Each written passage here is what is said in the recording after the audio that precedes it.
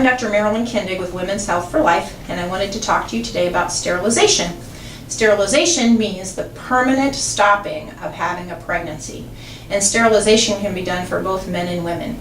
If a man wants to have sterilization, they would call that a vasectomy, and as an outpatient or in a doctor's office, they use numbing medicine and they cut down on the sac where the testicles are, and they interrupt the section of the vas deferens that goes up, and it allows him to produce sperm.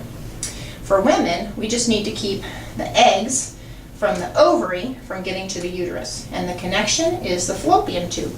So most every kind of sterilization has to do with the fallopian tube.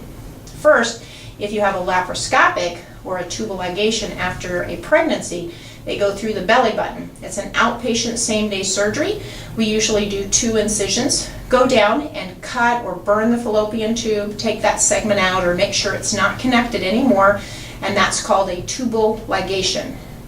That has a risk of 4 to 18 per 1,000 of recurring again. Basically, if you get your tubes tied when you're 40, you don't have very many cycles left, so the risks are low. However, if you're in your early 20s, sometimes the egg and the sperm can get together but not get back to the uterus, and that would be called an ectopic pregnancy. And that's very important. If you were having sterilization and you ever thought you were pregnant, you would want to let your practitioner know.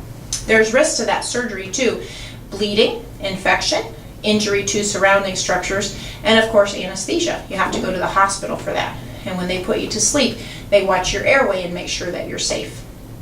The other kind of sterilization that we now do in the office or in surgery for some people, depending on their medical issues, is an Essure, E-S-S-U-R-E.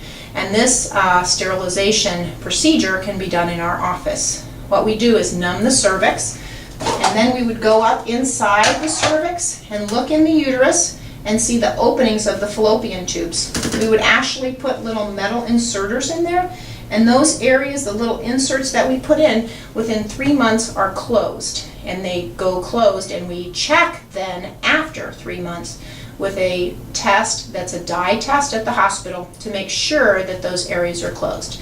That is recommended by the manufacturer. Of course, there's risks to that too. Some bleeding, some infection, but the idea of injury would be very rare. And with these areas in the fallopian tubes completely closed, and to have that done in the office, you wouldn't require anesthesia. We would give you, before you have the surgery, however, ibuprofen to help your uterus not contract and cramp as much, and some pain medication, and just medicines to help you relax, because most people are nervous. However, when we get done with the surgery in the office, most patients say, it was the easiest thing I ever had done. It didn't hurt at all. I was just more nervous than anything. So if you're interested in this, please let your healthcare provider know. Thank you.